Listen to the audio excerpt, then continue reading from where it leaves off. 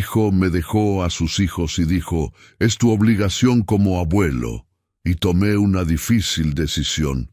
Mi hijo Iván apareció en mi casa un sábado por la mañana con 2 mochilas y los niños de la mano. Ni siquiera entró, dejó a Leonardo y a Camila en la puerta, como si estuviera dejando una carga que ya no quería llevarse de vuelta. Después me miró con la mayor naturalidad del mundo y dijo algo que hasta hoy sigue resonando en mi cabeza. Es tu obligación como abuelo, y se subió al coche y se fue. En ese momento pensé que volvería en unas horas, que había algún malentendido, que yo no había escuchado bien, porque durante unos segundos quise creer que lo había entendido mal. Pero esa fue la última vez que vi a mi hijo durante meses, y lo que descubrí después me obligó a tomar la decisión más difícil de mi vida. Antes de continuar, suscríbanse al canal y díganme en los comentarios desde dónde nos están escuchando. Mi nombre es Francisco Serrano. Y nunca pensé que a mis 73 años iba a estar revisando mochilas de niños sobre la mesa del comedor, buscando ropa limpia, cuadernos y algo que me explicara por qué mi hijo me había dejado a sus hijos sin una sola palabra de más. Camila tenía 7 años, Leonardo 11. Los dos estaban sentados en el sofá con esa quietud rara que tienen los niños cuando han aprendido que no deben hacer preguntas. No lloraban, no pedían nada, solo me miraban con esos ojos grandes y oscuros que heredaron de su madre, esperando que yo les dijera qué iba a pasar. Yo tampoco lo sabía. Abrí la primera mochila, la de Camila.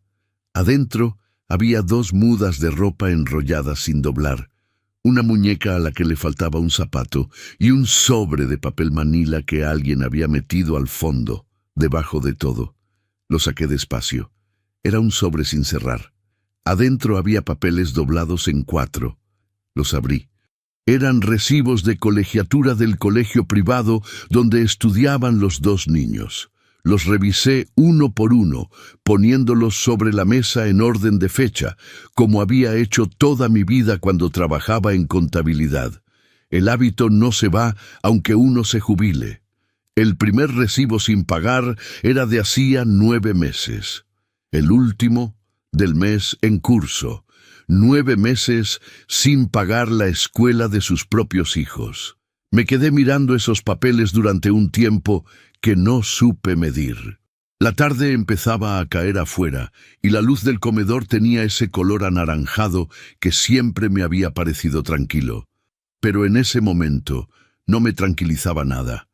«Abuelo», era Leonardo. Se había acercado sin que yo lo escuchara. «¿Qué son esos papeles?» «Nada importante», dije, y los volteé boca abajo antes de que pudiera leer los números. «¿Tienen hambre?» Camila asintió desde el sofá sin decir nada. Leonardo me miró un momento más antes de responder. «Sí, no comimos bien hoy». Fui a la cocina y calenté lo que tenía. Arroz del día anterior, frijoles y unas tortillas que todavía estaban buenas. Mientras servía los platos, escuché que Leonardo le decía algo a su hermana en voz baja. Algo que ella respondió moviendo la cabeza. Cuando nos sentamos a comer, intenté hablar con naturalidad. Les pregunté por la escuela, por sus maestros, por si tenían amigos. Camila contestó poco.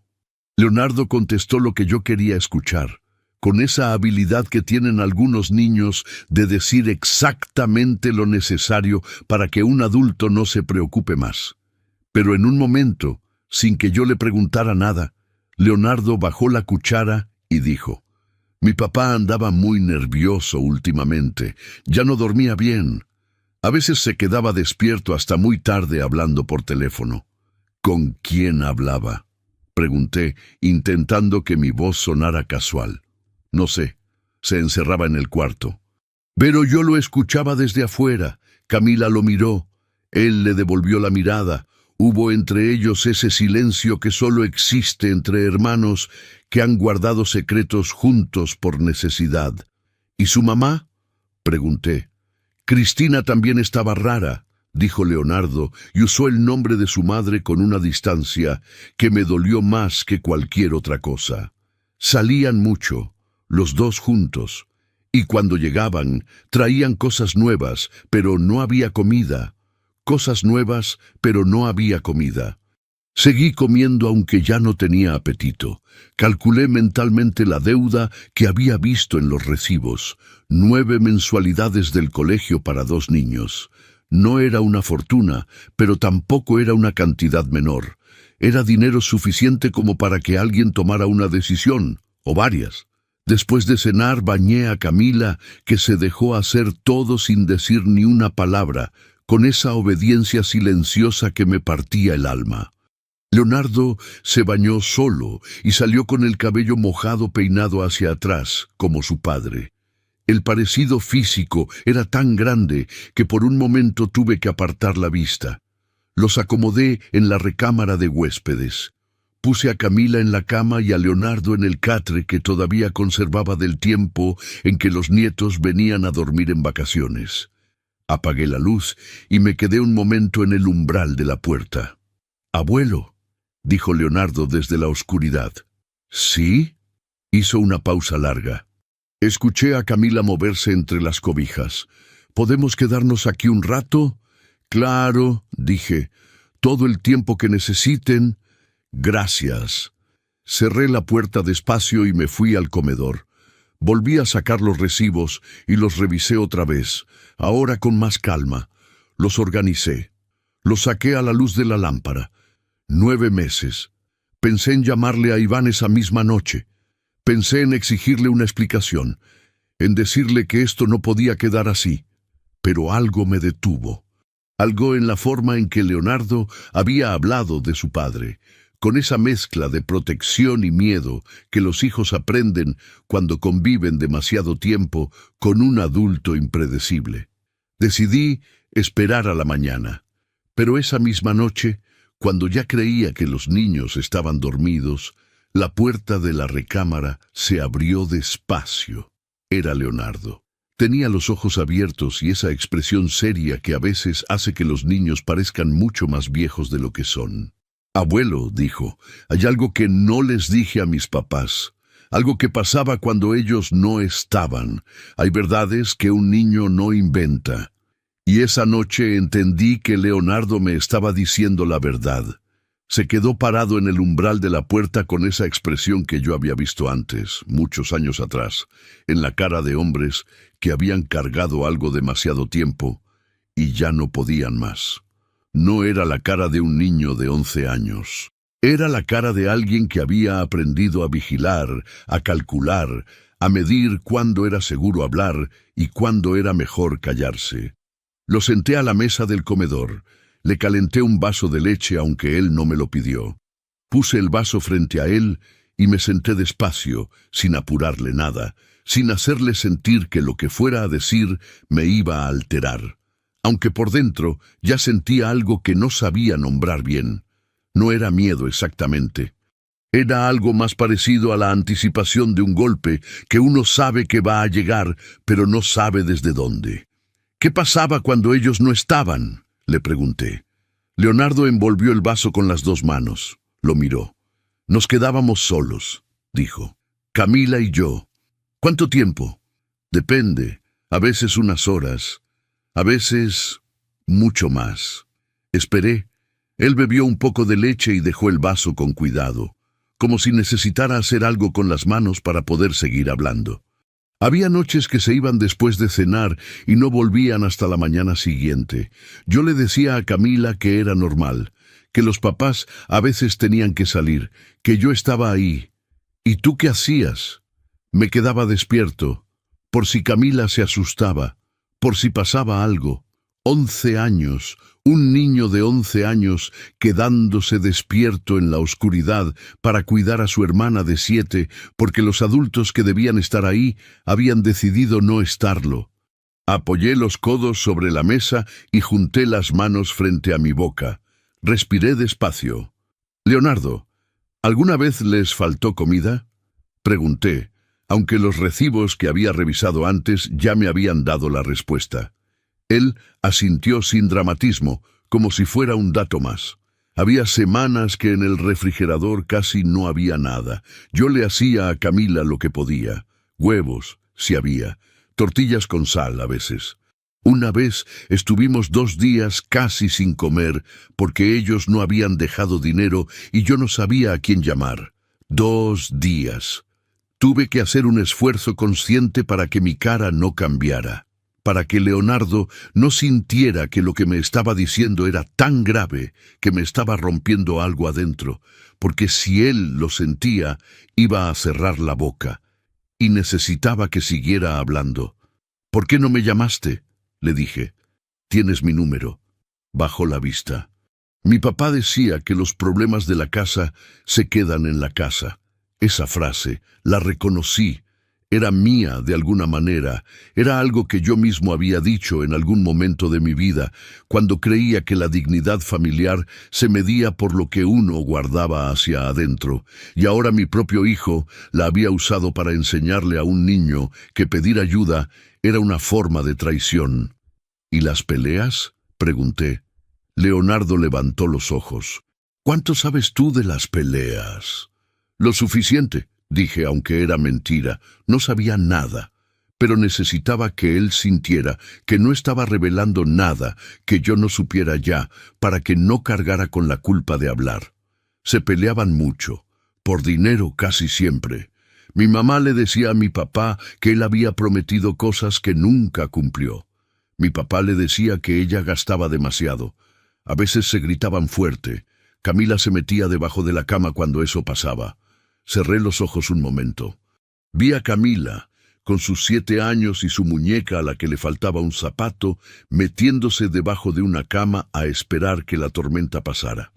¿Alguna vez alguien los lastimó?, pregunté, y puse especial cuidado en la voz para que no sonara a acusación, sino a pregunta simple.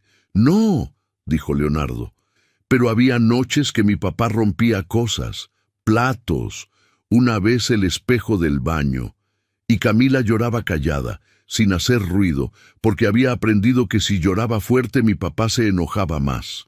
Camila lloraba callada. Eso fue lo que terminó de romperme. No lo demostré.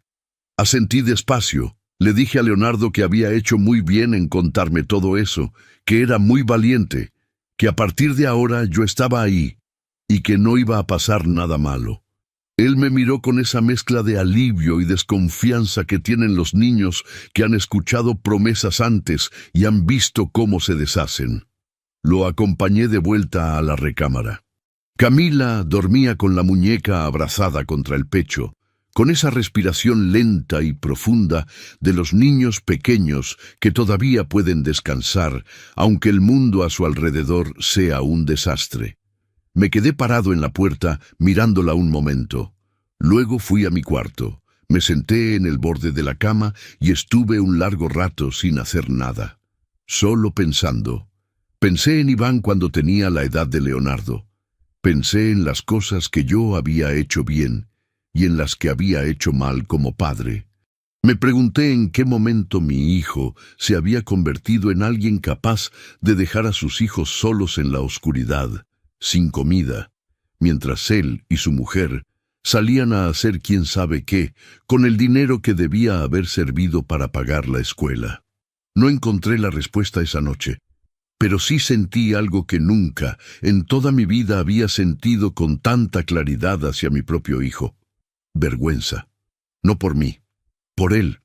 Y eso fue lo más doloroso de todo, porque uno puede perdonar muchas cosas. Puede perdonar los errores, la irresponsabilidad, incluso la cobardía. Pero hay algo muy difícil de perdonar cuando un padre le falla a sus hijos de esa manera. Algo que se instala en el pecho y no pide permiso para quedarse. Me acosté sin apagar la luz. Y 2 días después, a las 9 de la mañana, sonó el teléfono. Era un número que no tenía guardado. Contesté. «Buenos días, ¿hablo con el señor Francisco Serrano?», dijo una voz de mujer, formal y calmada. «Le llamo del colegio donde estudian Leonardo y Camila. Soy la directora académica. Necesito hablar con usted sobre la situación de los niños». y lo que me dijo a continuación fue algo para lo que yo no estaba preparado. Hay noticias que uno recibe de pie y hay noticias que lo obligan a sentarse. Me senté. La directora del colegio tenía ese tono particular de las personas que dan malas noticias con frecuencia y han aprendido a hacerlo sin que les tiemble la voz. Profesional, directa, pero no fría. Había algo en su manera de hablar que me hizo sentir que le importaba lo que estaba diciendo, que no era solo un trámite administrativo. Antes de darme más detalles, me pidió confirmar mi parentesco y los datos básicos de los niños, porque yo figuraba como contacto familiar de respaldo en el expediente escolar. Solo después de eso, continuó hablando. Señor Serrano, llevamos varios meses intentando comunicarnos con el padre de los niños sin éxito, comenzó. Las colegiaturas de Leonardo y Camila tienen un adeudo acumulado de varios meses. Hemos enviado avisos por escrito, mensajes al teléfono registrado, correos electrónicos. Ninguno ha tenido respuesta. ¿Cuánto es la deuda total?, pregunté. Escuché un papel moverse al otro lado de la línea. El adeudo rondaba los 34,000 pesos entre colegiaturas, cuotas y cargos escolares pendientes. 34,000 pesos. No era una cantidad imposible, pero tampoco era una cantidad menor para alguien que, al parecer, llevaba meses sin pagar nada de nada. Pensé en los recibos que había encontrado en la mochila de Camila. Pensé en los huevos con sal. Pensé en Camila llorando callada debajo de la cama. Señor Serrano, necesitamos saber si los niños van a continuar inscritos con nosotros, continuó la directora. Hemos hecho varias prórrogas administrativas para evitar afectar a los niños, pero ya no podemos sostener la inscripción sin una definición. Entiendo, dije. Voy a resolver esto. Hubo una pausa breve. Señor Serrano, hay algo más que debo decirle. Algo en su tono cambió. No de manera dramática, pero sí lo suficiente como para que yo me pusiera alerta. Dígame, hace algunas semanas el señor Iván Serrano se presentó aquí en la escuela. Vino personalmente, lo cual nos sorprendió porque durante meses no había respondido ningún comunicado. Habló con la secretaria de dirección y le dijo que quería recoger los documentos oficiales de los niños, los certificados parciales, las constancias de estudio, sus expedientes completos. Sentí que algo se tensaba en mi pecho. ¿Y se los dieron? No. La secretaria le explicó que esos documentos no se entregan sin una solicitud formal y sin liquidar el adeudo pendiente. Él se molestó bastante. Se fue sin decir más. Pero antes de salir le comentó a la secretaria casi de paso que los niños iban a cambiar de ciudad, que ya no iban a necesitar la escuela. El silencio que siguió era mío. La directora lo dejó estar un momento antes de continuar. Señor Serrano, entiendo que quizás usted no tenga toda la información sobre la situación familiar, pero dado que usted me llama ahora y me dice que los niños están con usted, me parece importante que sepa todo esto. Sí, dije. Gracias por decirme. ¿Puedo preguntarle desde cuándo están los niños con usted? Desde el sábado pasado. Otra pausa. ¿Y el padre? No se ha comunicado conmigo de forma directa. La directora no dijo nada durante unos segundos. No hacía falta. Lo que ese silencio comunicaba era más claro que cualquier palabra. Señor Serrano, si necesita cualquier documento que respalde la situación de los niños, ya sea para trámites escolares o de otro tipo, no dude en comunicarse con nosotros. Estamos para apoyar a Leonardo y a Camila en lo que sea necesario. Colgué el teléfono y me quedé sentado en la silla de la cocina con las manos sobre la mesa. Cambiar de ciudad. Iván había ido a recoger los expedientes de los niños semanas antes de dejarlos en mi puerta. Quizás todavía no tenía todos los detalles resueltos, pero ya estaba preparando su salida desde semanas antes. Ya estaba moviendo piezas, cerrando puertas, borrando rastros, y no le había dicho nada a nadie. Los niños estaban en la escuela en ese momento. Los había llevado yo esa mañana temprano, después de comprarles algo de desayunar en el camino, porque en mi refrigerador no había suficiente para 3 personas. Leonardo había entrado al salón sin voltear a verme. Camila me había dado la mano hasta la puerta y luego la había soltado despacio, como quien suelta algo que le da miedo perder. Me levanté, tomé las llaves del coche y decidí algo que llevaba días posponiendo. Tenía que ir al apartamento de Iván, tenía que verlo con mis propios ojos, tenía que pararme frente a mi hijo y decirle que lo que estaba haciendo no tenía nombre decente, que podía fallarme a mí, que eso era algo entre él y yo, y tenía años de historia detrás. Pero que fallarle a sus hijos era otra cosa completamente distinta. Eso no tiene ninguna justificación. El apartamento quedaba al norte de la ciudad, a unos 20 minutos de mi casa. Lo conocía bien. Había ayudado a Iván con el depósito cuando se mudó ahí con Cristina, hacía casi 4 años. En ese entonces todavía hablábamos con regularidad. Todavía creía que mi hijo estaba construyendo algo sólido. Manejé sin prisa. El tráfico de Monterrey a esa hora de la mañana era denso y aproveché los semáforos para ordenar lo que iba a decir. Tenía toda una vida de aprender a hablar cuando estaba enojado sin perder la compostura. Ese era el momento de usar todo eso. Llegué al edificio a las 10:15 de la mañana. El portero me reconoció. Me había visto antes en visitas anteriores. «Buenos días, señor Serrano», dijo, y algo en su cara me hizo detenerme. «Buenos días. Vengo a ver a mi hijo». El portero dudó un momento. «¿No sabe usted?» «¿Saber qué?» Él me miró con esa incomodidad de quien tiene que dar una noticia que no le corresponde dar. «El departamento de su hijo está desocupado, señor. Los inquilinos se fueron hace como una semana. Devolvieron las llaves y todo. Se llevaron sus cosas en una camioneta. Yo los vi salir. Lo miré sin decir nada. ¿Dejaron alguna dirección? ¿Algún número de contacto?» «No, señor. Solo devolvieron las llaves y se fueron. Subí de todas formas. El portero llamó al encargado del edificio y fue él quien abrió el departamento con la autorización correspondiente, porque la unidad ya había sido entregada días antes. Lo que encontré adentro confirmó algo que yo todavía me resistía a aceptar. No había nada. Hay un tipo de vacío que no tiene que ver con el espacio, sino con lo que ese espacio debería contener. El apartamento olía a humedad y a pintura vieja. La luz entraba por las ventanas sin cortinas y rebotaba en las paredes dejando todo con ese aspecto blanco y desnudo de los lugares que han sido vaciados con prisa. No quedaba nada, ni un mueble, ni una caja olvidada, ni una percha colgada en el closet. Nada que dijera que ahí habían vivido personas, que ahí habían dormido 2 niños, que ahí había existido algo que en algún momento se llamó familia. Entré despacio. Mis pasos sonaban diferentes sobre el piso de loseta sin alfombra. Un sonido hueco que se repetía en cada cuarto como una confirmación de lo que ya sabía, pero que todavía me negaba a terminar de aceptar. Recorrí la sala, la cocina, el baño, las 2 recámaras.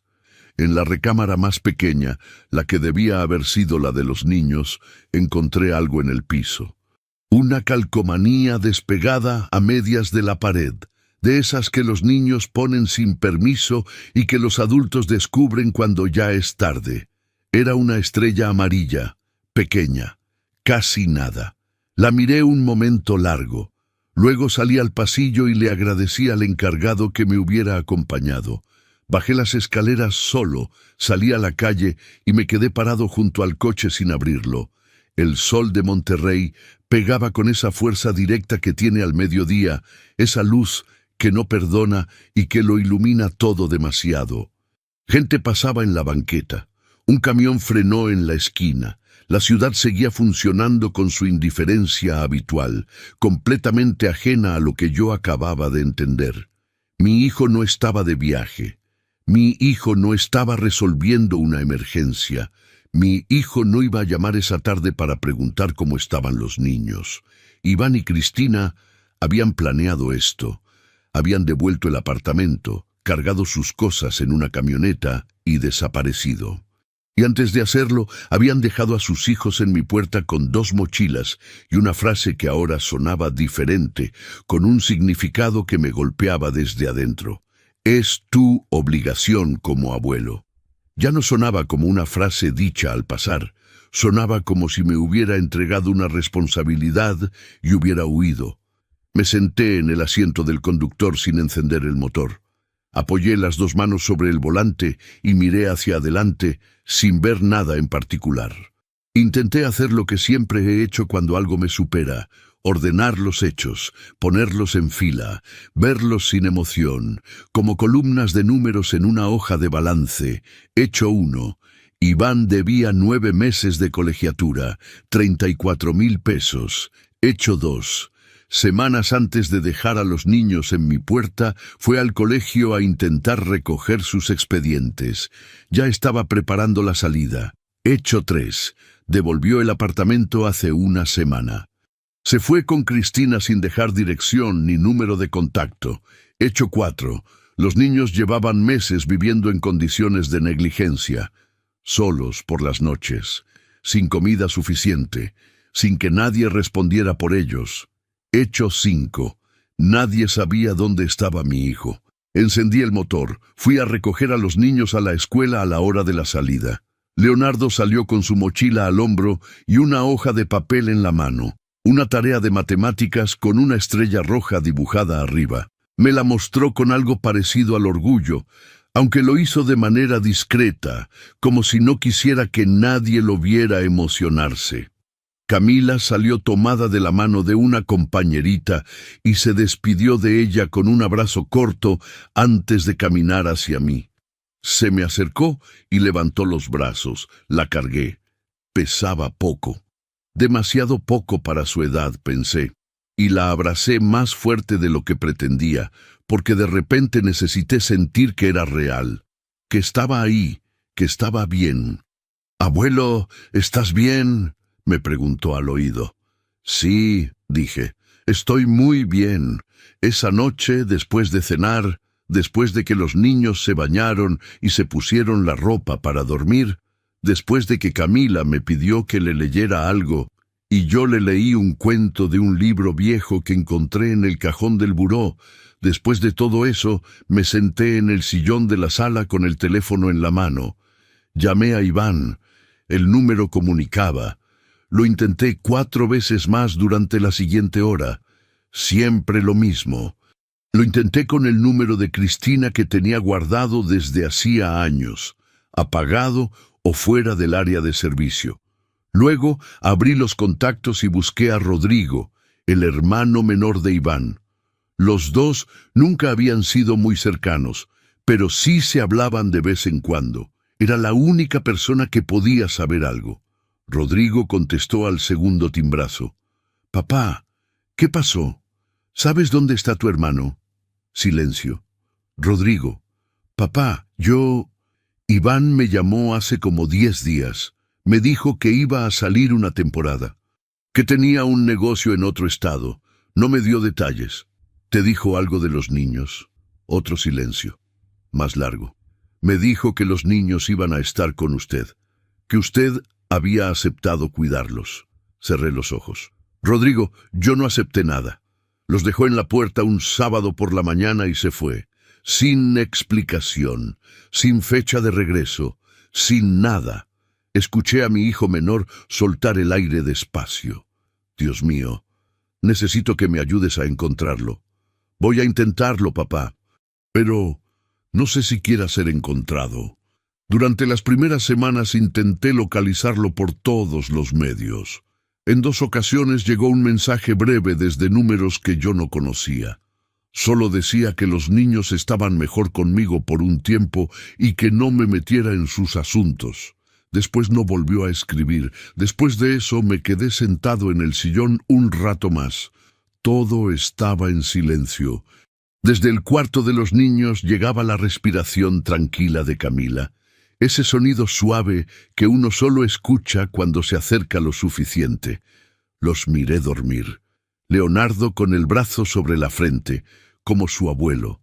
Camila abrazada a su muñeca de un solo zapato. Y en ese momento, mirándolos, entendí que esperar no era una opción. Que lo que Iván había hecho tenía un nombre legal. Que esos dos niños necesitaban algo más que un abuelo que los cuidara por las noches y les calentara la cena. Necesitaban certeza, necesitaban protección, necesitaban que alguien pusiera su nombre al lado del de ellos en un documento que dijera que no iban a ser abandonados otra vez. Esa madrugada tomé una decisión que nunca imaginé que tendría que tomar. Y al día siguiente, a primera hora, fui a buscar a un abogado. Pedir la guarda de tus propios nietos es admitir que tu hijo fracasó como padre. Y eso duele de una manera que no tiene comparación con ningún otro dolor que yo haya conocido en toda mi vida. El despacho del abogado quedaba en el centro de Monterrey, en un edificio de 4 pisos con fachada de cantera gris que olía a papel y a café recalentado. Lo había conocido años atrás a través de un amigo en común, en un asunto completamente distinto, y había guardado su tarjeta en la cartera sin saber nunca para qué podría necesitarlo. La vida tiene esa manera silenciosa de prepararnos para cosas que todavía no han sucedido. Llegué sin cita. La secretaria me hizo esperar 20 minutos en una silla de plástico junto a una maceta de hojas artificiales. No me importó. Me senté con las manos sobre las rodillas y repasé mentalmente todo lo que iba a decir, ordenándolo por importancia, por fecha, por relevancia legal, como si estuviera preparando un informe para una junta que no podía permitirme perder. El abogado era un hombre de unos 55 años. Delgado, con lentes de armazón oscuro y esa manera de escuchar que tienen los buenos abogados, sin interrumpir, sin mostrar sorpresa ante nada, tomando notas con una pluma que movía despacio sobre el papel. Le conté todo, la mañana del sábado, las mochilas, los recibos de colegiatura, lo que Leonardo me había contado sobre las noches solos y la comida que no alcanzaba, la llamada de la directora, los 34,000 pesos de deuda, el apartamento vacío, los teléfonos que no contestaban, los mensajes breves y evasivos desde números desconocidos. Cuando terminé, el abogado juntó las manos sobre el escritorio y me miró por encima de los lentes. Señor Serrano, lo que usted me describe podría interpretarse como una situación de abandono de menores, y desde luego es materia suficiente para que un juez de lo familiar intervenga de inmediato. El hecho de que el padre haya dejado a los menores en su domicilio sin acuerdo formal, sin fecha de retorno, sin comunicación directa posterior y habiendo abandonado también su domicilio habitual, es una base sólida para iniciar un proceso de guarda y custodia a favor de un familiar directo. ¿Cuáles son mis posibilidades? Depende de varios factores, dijo, y empezó a contar con los dedos. Primero, la documentación que pueda reunir. Los recibos de colegiatura que usted menciona, la constancia de deuda que puede solicitar directamente al colegio, cualquier registro de las llamadas no contestadas. Segundo, el testimonio de los propios menores, que en casos como este el juez puede considerar dependiendo de la edad. Leonardo tiene 11 años, edad suficiente para que su declaración tenga peso. Tercero, y esto es importante, la ausencia del padre. Si Iván Serrano no puede ser localizado para ser notificado formalmente, el proceso puede avanzar en su ausencia, aunque toma más tiempo. ¿Cuánto tiempo? El abogado hizo una pausa breve. Si el juzgado considera urgente la situación, puede dictar medidas provisionales relativamente pronto. La resolución de fondo, en cambio, suele tardar más y depende de muchos factores del caso. ¿Y si Iván aparece? Si aparece, tiene derecho a ser escuchado, pero tendrá que explicarle a un juez lo que hizo. Y esa explicación, con las pruebas que usted tiene, va a ser muy difícil de sostener. Salí del despacho con una lista de documentos que necesitaba reunir y con algo que no esperaba sentir al salir de ahí. Claridad, no alivio, no tranquilidad, sino esa sensación específica de saber que uno está haciendo lo correcto, aunque duela, aunque cueste, aunque signifique ponerse de frente contra la persona que uno ayudó a traer al mundo. Para entonces ya habían pasado varias semanas desde aquel sábado en que me dejó a los niños, y la vida en casa había tomado un ritmo que yo no había planeado, pero que de alguna manera se había instalado solo. Las semanas siguientes fueron las más ocupadas de mi vida desde que me jubilé. Fui al colegio y pedí la constancia oficial de adeudo. La directora me la entregó personalmente con una carta adicional donde describía los intentos fallidos de comunicación con Iván durante meses. Me la dio con las dos manos y me miró a los ojos cuando lo hizo, con esa expresión que no necesita palabras para decir lo que quiere decir. Fui al registro civil y pedí las actas de nacimiento de Leonardo y Camila para confirmar la filiación. Fui al banco y abrí una cuenta separada donde empecé a depositar dinero para los gastos de los niños, con cada movimiento registrado y documentado, porque mi abogado me había dicho que demostrar responsabilidad económica era parte de lo que el juez iba a evaluar. Pagué la deuda del colegio, 34,000 pesos. No lo pensé demasiado. Era dinero que yo tenía guardado para mí, para un viaje que siempre había prometido hacerme y que nunca había hecho. Pero a esa altura ya no podía fingir que había algo más urgente que ellos. Cambiamos la rutina de la casa. Los niños necesitaban estructura, horarios, la sensación de que cada día iba a parecerse al anterior de manera predecible.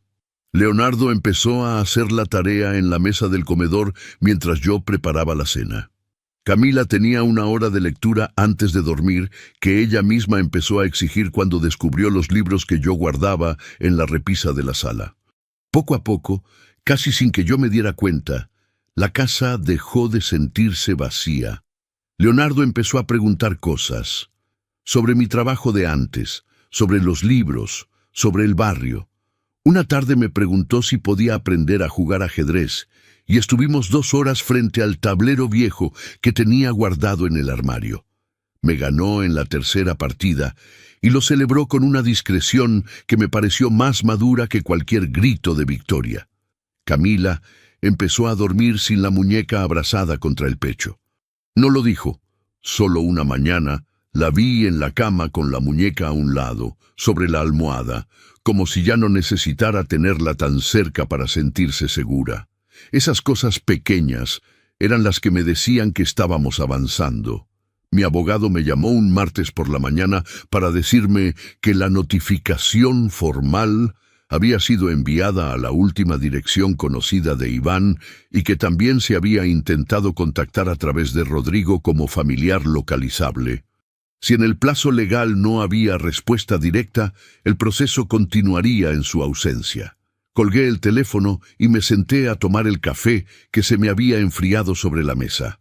Pensé en Iván, no con rabia en ese momento, con algo más parecido a la tristeza que siente uno cuando entiende que una persona se perdió a sí misma de una manera tan completa que ya no sabe quién era antes de perderse.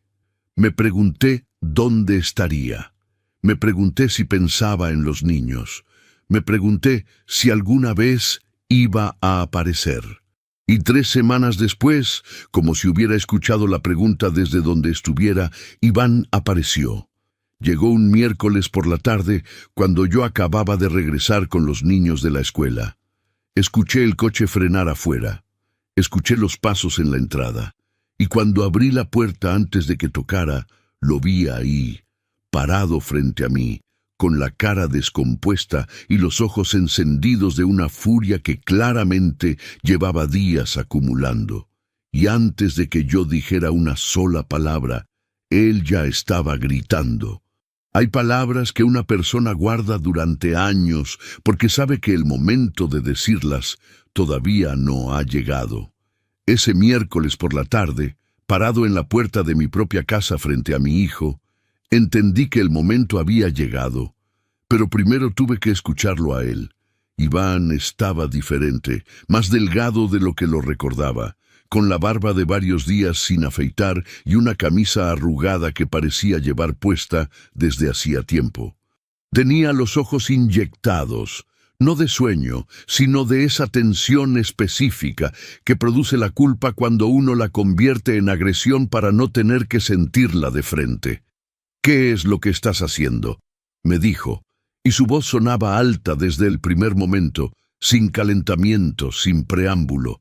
«Rodrigo me avisó que andaban buscándome del juzgado, que metiste a un abogado. ¿Me puedes explicar qué significa eso?» «Entra», le dije. «No quiero entrar. Quiero que me expliques qué significa que estás pidiendo la custodia de mis hijos. Iván, los niños están adentro». Eso lo detuvo un segundo. Miró hacia atrás del hombro, hacia el coche, como evaluando algo. Luego me miró a mí. «Están en su cuarto haciendo tarea», dije. «Entra o seguimos aquí afuera, donde los vecinos pueden escuchar todo. Tú decides». Entró. Me siguió a la cocina porque fue ahí donde yo caminé, despacio, sin voltear a verlo, dándole tiempo para que bajara un poco la temperatura antes de que la conversación empezara de verdad. Puse agua a calentar, saqué 2 tazas, lo escuché sentarse en la silla sin que yo se lo pidiera. «¿Dónde estabas?», le pregunté de espaldas a él, frente a la estufa. «Eso no importa ahora. Para mí importa. Papá, lo que importa es que no tienes derecho a meter a un abogado en los asuntos de mi familia. Esos son mis hijos». Me volteé despacio y lo miré. «Tus hijos llevan más de un mes viviendo aquí. Tu hijo mayor me contó que pasaban noches solos mientras ustedes salían, que había días sin comida suficiente en la casa, que Camila lloraba callada sin hacer ruido porque había aprendido que si lloraba fuerte tú te enojabas más». Hice una pausa. «¿Eso es lo que hace alguien que tiene hijos, Iván?». Se puso de pie. «No me vengas con eso. Yo tuve problemas, sí. Todo mundo tiene problemas. No soy el primer papá que pasa por un momento difícil». «No», dije, «pero sí eres el primero que conozco que resuelve sus momentos difíciles, dejando a sus hijos en una puerta como si fueran una carga que ya no quiere cargar». El silencio que siguió fue diferente a los anteriores, más pesado, con bordes. Iván apretó la mandíbula. «Vine a llevármelos». «No, son mis hijos, tengo todo el derecho». «Tuviste todo el derecho». Lo interrumpí y mi voz sonó más firme de lo que esperaba. «Y lo usaste para abandonarlos. Ahora hay un proceso legal abierto y ese proceso va a seguir adelante. ¿Tú crees que un juez te va a dar la custodia a ti, a un hombre de tu edad?» La pregunta estaba diseñada para doler.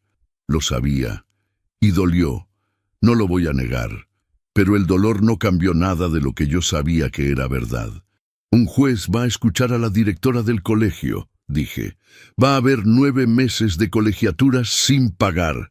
Va a leer el testimonio de tu hijo de 11 años. Va a revisar el expediente de un apartamento devuelto sin avisar a nadie. Y va a sacar sus propias conclusiones». Iván se quedó callado. Por primera vez desde que había entrado, el enojo en su cara se fracturó un momento y dejó ver algo distinto debajo, algo más parecido al miedo, o quizás a la vergüenza. No supe distinguirlos bien porque desaparecieron rápido, tapados otra vez por esa expresión dura que había traído desde la puerta. «¿Por qué estás haciendo esto?», me dijo, y ahora su voz sonaba diferente, menos agresiva, más confundida. «¿Por qué no simplemente los cuidas mientras yo resuelvo lo mío y ya?». «Porque ya lo hice antes». Lo miré sin apartar los ojos. Cuando tenías 16 años y chocaste el coche de tu tío, lo resolví yo. Cuando a los 23 te metiste en un negocio que no entendías y quedaste debiendo, puse yo el dinero.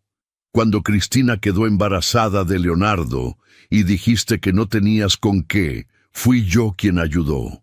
Siempre resolví lo tuyo, Iván, y cada vez que lo hice, creí que era la última vez que ibas a necesitarlo. Se quedó inmóvil. Pero esto, continué, esto no es un error que se resuelve con dinero o con tiempo. Esto es dos niños que aprendieron a tener miedo en su propia casa. Y eso no lo voy a dejar pasar como si fuera una factura atrasada. Iván no dijo nada durante un momento largo. Luego escuché pasos en el pasillo. Era Leonardo. Estaba parado en la entrada de la cocina con su cuaderno de matemáticas en la mano, mirando a su padre con una expresión que no era de alegría ni de enojo. Era algo más complicado que eso. Era la expresión de un niño que ha aprendido a no esperar demasiado de ciertas personas para no sufrir la decepción. «Hola», le dijo a su padre. Iván lo miró, y en ese momento, por primera vez en toda la tarde, vi algo genuino cruzar su cara, algo que no pudo controlar ni esconder. «Hola, campeón», dijo, y su voz salió diferente, más baja, rota en algún lugar que él no esperaba. Leonardo asintió con la cabeza y se fue de regreso al cuarto sin decir nada más. Iván se quedó mirando el pasillo vacío durante varios segundos. Luego recogió las llaves que había puesto sobre la mesa y caminó hacia la puerta. Yo lo seguí. Antes de salir, se detuvo con la mano en el marco y me habló sin voltear a verme. «Esto no va a quedar así», dijo. «Te lo juro que no va a quedar así. Voy a contratar a alguien y te voy a demostrar en ese juzgado que no tienes derecho a quedarte con mis hijos». Salió. Escuché el coche arrancar y alejarse. Me quedé parado en la puerta hasta que el sonido del motor desapareció. Luego cerré despacio y apoyé la espalda contra la madera un momento, con los ojos cerrados, respirando. Desde adentro llegó la voz de Camila preguntándole algo a su hermano, y la voz de Leonardo respondiendo con paciencia. Abrí los ojos y fui a prepararles la cena. La verdad tiene una manera particular de sobrevivir cuando se la pone frente a quienes tienen la obligación de escucharla. La audiencia estaba fijada para un martes a las 10 de la mañana en un juzgado familiar de Monterrey, Nuevo León. Mi abogado me había preparado durante semanas para ese día. Me había explicado el procedimiento, los tiempos, lo que podía esperar y lo que no debía esperar. Me había dicho que mantuviera la calma, que respondiera solo lo que me preguntaran, que dejara que los documentos hablaran por sí mismos. Pero ninguna preparación te dice cómo se siente pararse frente a un juez para pedirle que reconozca legalmente lo que tu propio hijo no fue capaz de hacer por sus hijos. Llegué con media hora de anticipación. El edificio tenía esos pasillos largos y fríos que huelen a expedientes y a tiempo detenido. Gente esperaba en bancas de madera con carpetas entre las manos y expresiones de quien lleva demasiado tiempo cargando algo que no debería cargar solo. Me senté a esperar con mi abogado a mi lado, que repasaba sus notas en silencio con esa concentración tranquila que me había aprendido a reconocer como su manera de prepararse. Iván llegó 10 minutos antes de la hora. Venía con su propio abogado, un hombre joven, de traje oscuro y maletín de cuero, que caminaba con esa seguridad un poco forzada de quien quiere parecer más experimentado de lo que es. Iván no me miró cuando entró. Se sentó en el lado opuesto de la sala y se quedó hablando en voz baja con su representante. Cristina no estaba. Eso me dijo algo que los documentos no habían podido decirme con tanta claridad. La jueza del caso entró puntual, se sentó, acomodó sus papeles y comenzó sin preámbulos. Era una mujer de unos 50 años, con el cabello recogido y unos lentes delgados que se quitaba y se ponía mientras leía. Tenía esa manera de hablar que no levanta la voz, porque no necesita hacerlo. Cada palabra llegaba con un peso específico que llenaba la sala sin esfuerzo. Mi abogado presentó el caso primero, presentó la constancia oficial del colegio con los meses de adeudo y la carta de la directora. Presentó la constancia de que el departamento había sido entregado días antes, con la fecha en que se devolvieron las llaves. Presentó las copias de las llamadas no contestadas durante las primeras semanas y los registros de los mensajes evasivos enviados desde números desconocidos. Presentó el estado de cuenta de la nueva cuenta bancaria que yo había abierto para los gastos de los niños, con cada movimiento documentado desde el primer día. Y presentó algo que yo no sabía que iba a presentar hasta ese momento, una declaración de Leonardo. Mi abogado me había explicado que en casos de menores de cierta edad, el juez podía solicitar una entrevista en un espacio privado y seguro donde un especialista habla con el niño sin la presencia de los adultos involucrados. Leonardo había tenido esa entrevista 2 semanas antes, con una psicóloga del juzgado, y su declaración había sido transcrita y sellada. No supe con exactitud cómo había quedado asentado hasta que la jueza resumió en la sala los puntos centrales de esa entrevista.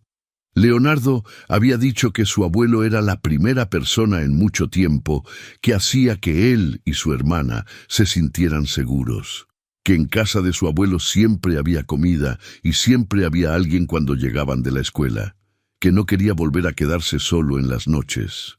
Y que quería quedarse con su abuelo, no porque no quisiera a su papá, sino porque con su papá tenía miedo de que las cosas volvieran a ser como antes. Con su papá tenía miedo de que las cosas volvieran a ser como antes. 11 años. Tuve que mirar hacia la ventana un momento para recuperarme. El abogado de Iván intentó su defensa. Argumentó que mi hijo había atravesado una crisis económica temporal, que las deudas del colegio podían resolverse, que el hecho de haber dejado a los niños con su abuelo era una decisión familiar comprensible y no un abandono. Argumentó que privar a un padre de la custodia de sus hijos era una medida extrema que requería pruebas de daño directo y documentado. La jueza lo escuchó sin interrumpirlo. Cuando terminó, ella revisó sus papeles durante un momento que se sintió más largo de lo que fue. «Licenciado», le dijo al abogado de Iván con una calma que no tenía nada de amable, «lo que consta en el expediente no describe una dificultad pasajera, sino una situación sostenida de negligencia. Meses de colegiatura sin pagas, un domicilio abandonado sin notificación, menores que declararon haber permanecido solos durante periodos nocturnos prolongados y haber pasado días con alimentación insuficiente. Eso no es una crisis, es un historial documentado». Iván apretó los brazos sobre la mesa frente a él. La jueza continuó. El marco familiar permite que, cuando los padres no garantizan el cuidado efectivo de los menores, la guarda y custodia pueda quedar a cargo de un familiar directo, incluidos los abuelos, si eso protege mejor a los niños. En este caso, uno de los progenitores está presente, pero no ha demostrado capacidad para garantizar ese cuidado. El otro no se ha presentado en este procedimiento ni ha podido ser localizado. Hizo una pausa. Las circunstancias documentadas son suficientes para que esta juzgadora proceda. El abogado de Iván intentó objetar. La jueza levantó una mano. He escuchado sus argumentos, licenciado. Los he considerado. Pero los documentos presentados y los puntos centrales de la declaración del menor son suficientemente claros. Y entonces dijo lo que yo había ido ahí a escuchar. La guarda y custodia provisional de Leonardo y Camila Serrano quedaba conferida al señor Francisco Serrano, abuelo paterno, con efectos inmediatos y sujeta a revisión en un plazo de 90 días, durante los cuales se realizaría seguimiento por parte del área de trabajo social del juzgado. El abogado de Iván empezó a decir algo sobre recursos y apelaciones. Yo no lo escuché bien. Estaba mirando mis manos sobre la mesa. Esas manos que habían cargado a Iván cuando era un bebé, que habían enseñado a Iván a manejar, que le habían dado dinero demasiadas veces para resolver lo que él no quería resolver, y que ahora sostenían un proceso legal que le quitaba a ese mismo hombre la custodia de sus propios hijos. No sentí que hubiera ganado nada. Sentí el peso exacto de lo que había costado llegar hasta ahí. Mi abogado me apretó el brazo brevemente y me dijo algo en voz baja que no alcancé a procesar. Me puse de pie despacio. Cuando me volteé, Iván ya estaba de pie también, con la mirada puesta en mí desde el otro lado de la sala. No dijo nada, pero sus ojos decían todo lo que su orgullo no le iba a permitir decir en voz alta. Salí a la calle al mediodía.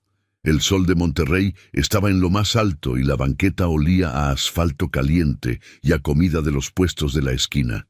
Me detuve un momento, con el maletín en la mano y el ruido de la ciudad alrededor. Pensé que todo había terminado.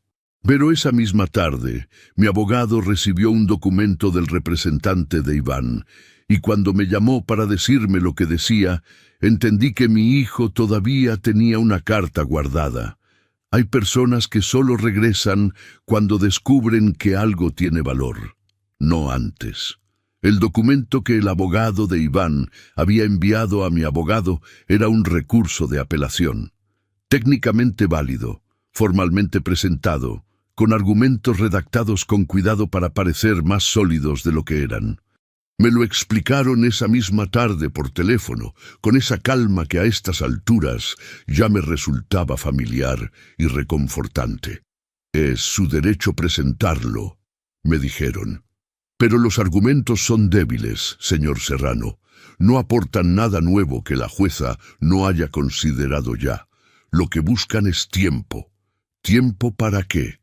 Hubo una pausa breve. Para eso, señor Serrano, necesito que me diga algo. ¿Sabe usted si tiene propiedades registradas a su nombre, cuentas bancarias significativas, algún bien que su hijo pudiera conocer? La pregunta me detuvo. Pensé en la casa donde vivía. La había comprado hacía 30 años, con el dinero de toda una vida de trabajo como contador. Estaba a mi nombre, sin gravámenes, sin hipotecas. También tenía una pequeña cuenta de inversión que había construido con paciencia durante los últimos años de trabajo, pensando en la vejez. No era una fortuna extraordinaria, pero era suficiente. Era lo que yo había construido solo, ladrillo por ladrillo, peso por peso, durante décadas. ¿Por qué me pregunta eso?, dije. Porque además de cuestionar la custodia, el escrito insinuaba que podían intentar convertir la supuesta precariedad de Iván en una exigencia económica en mi contra. Me quedé en silencio. Es una línea muy débil que difícilmente prosperaría en este contexto, continuaron. Pero el hecho de que la mencionen me dice algo sobre las motivaciones reales detrás de la apelación. Colgué el teléfono y me senté en el sillón de la sala. Así que ahí estaba la verdad completa. Iván no había regresado porque extrañaba a sus hijos. No había regresado porque la culpa lo hubiera alcanzado en algún lugar de ese camino que había tomado el día que se fue sin mirar atrás.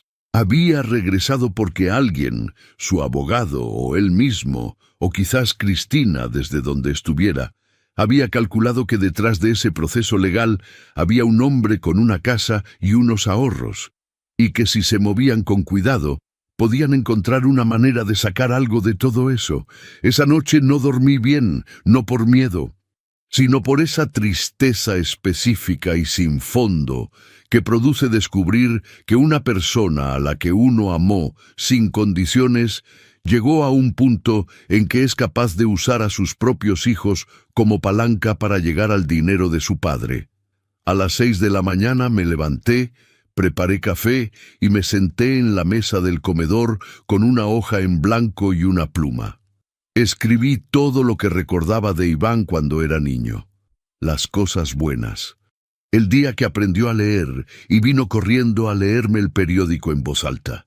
el partido de fútbol, donde metió el único gol del partido y lloró de alegría sin avergonzarse.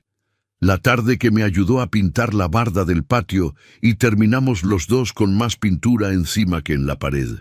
Lo escribí todo, no para guardarlo, sino para recordarme que ese niño había existido, que no me había inventado a un hijo, que lo que Iván era ahora no borraba lo que había sido antes, aunque tampoco lo justificaba. Cuando los niños se levantaron a las 7, guardé la hoja en el cajón y serví el desayuno. Las semanas siguientes fueron una demostración de lo que mi abogado ya sabía desde el principio. El recurso de apelación de Iván no prosperó. La jueza lo resolvió en menos tiempo del esperado, con una resolución que ratificaba la guarda provisional a mi favor y desestimaba la reclamación económica como improcedente dado el contexto del caso.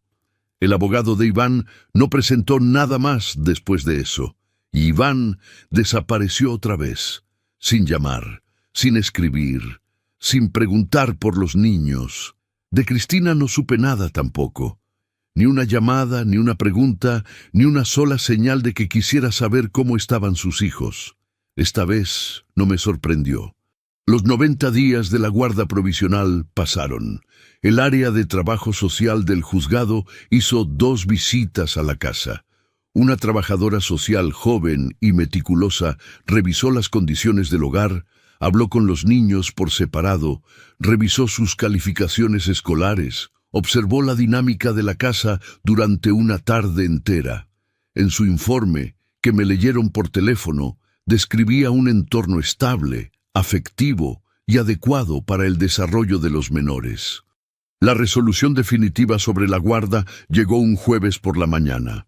No hubo audiencia dramática, solo una notificación formal que llegó por mensajería al despacho de mi abogado y que él me trajo personalmente a la casa esa misma tarde, cosa que no tenía obligación de hacer, pero que hizo de todas formas. Me entregó el sobre, me dio la mano y me dijo que había sido un honor trabajar en el caso.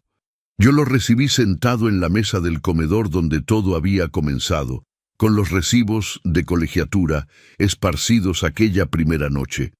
Lo abrí despacio. Leí mi nombre junto al de Leonardo y Camila en el mismo documento. Y entonces sí, por primera vez desde aquel sábado por la mañana en que Iván había dejado 2 mochilas en mi puerta y se había ido, sentí que algo terminaba de la manera correcta. Leonardo llegó de la escuela esa tarde con una carta que le habían dado en clase. Era un reconocimiento por su rendimiento académico durante el trimestre. Primer lugar en matemáticas. Lo puse con un imán en el refrigerador, y él fingió que no le importaba demasiado. Pero esa noche lo vi pasar por la cocina 2 veces con cualquier pretexto, solo para verlo ahí pegado en la puerta. Camila cumplió 8 años, 3 semanas después. Le hice una pequeña fiesta en la casa. Vinieron 2 compañeras del salón y la mamá de una de ellas, que se ofreció a ayudar con el pastel. Camila sopló las velitas con los ojos bien abiertos, sin cerrarlos, para pedir el deseo como hacen los niños, que todavía creen que los deseos se conceden si uno los guarda bien. «¿Por qué no cerraste los ojos?», le pregunté después. Me miró con esa seriedad suya que a veces me hace olvidar cuántos años tiene. «Porque ya tengo lo que quería», dijo. Esa noche, después de que todos se fueron y los niños estaban dormidos, me senté en el patio trasero con una taza de café que se fue enfriando sin que yo lo bebiera. El cielo de Monterrey a esa hora tenía esa oscuridad limpia que solo aparece cuando el viento ha corrido todo el día y se ha llevado el smog con él. Se alcanzaban a ver algunas estrellas entre las luces de la ciudad. Pensé en la decisión que había tomado aquella madrugada, mirando a 2 niños dormidos en el sofá de mi sala. La decisión más difícil de mi vida no había sido ir con el abogado. No había sido pagar los 34,000 pesos. No había sido enfrentarme a Iván en mi cocina o sentarme frente a una jueza a pedir algo que ningún abuelo debería tener que pedir.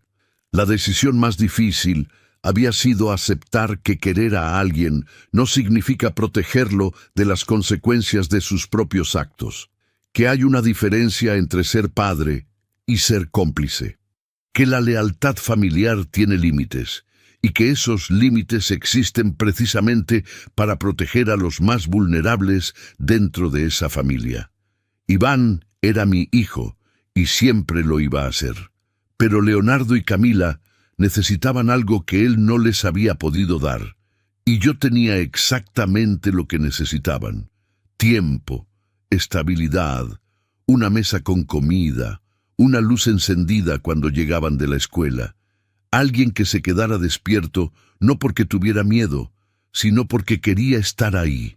Entré a la casa. Pasé por el cuarto de los niños y me detuve en la puerta un momento, como hacía todas las noches. Leonardo dormía con el brazo sobre la frente. Camila dormía con la muñeca de un solo zapato a un lado, sobre la almohada, sin necesitar abrazarla.